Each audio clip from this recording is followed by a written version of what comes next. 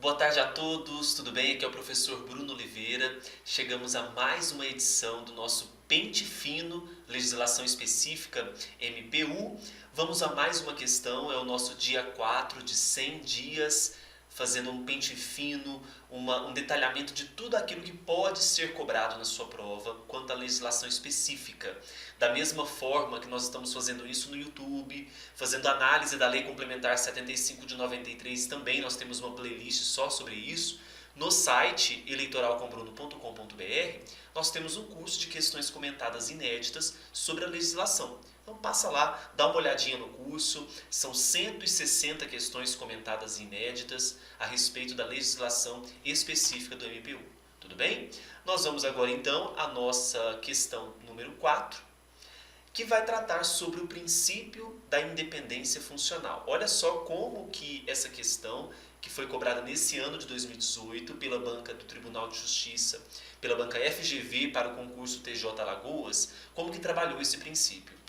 Após tomar conhecimento da prática de infração penal em determinado processo submetido à sua apreciação, o juiz de direito expediu um ofício ao promotor de justiça com atribuição na respectiva comarca e determinou que fosse ajuizada a ação penal no prazo legal.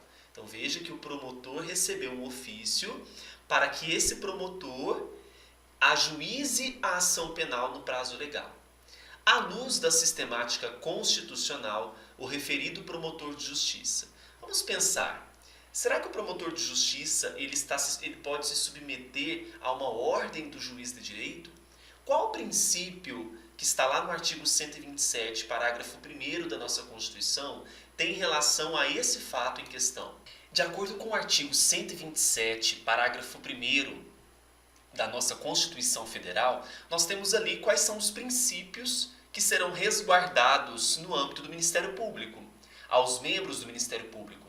Então, quais são os princípios institucionais do Ministério Público? A unidade, a indivisibilidade e a independência funcional. E para esta questão, o que entra em jogo é o princípio da independência. O promotor de justiça, membro do Ministério Público, ele é independente, ele não se sujeita às ordens de qualquer um dos poderes, seja legislativo, seja executivo, seja judiciário. A partir das suas próprias convicções, esse promotor de justiça vai tomar a decisão que ele achar melhor. E não aqui a um juiz de direito pediu ou expediu um ofício para que ele ajuize uma ação. Então veja, com base no princípio da independência funcional, nós temos que pensar tudo isso.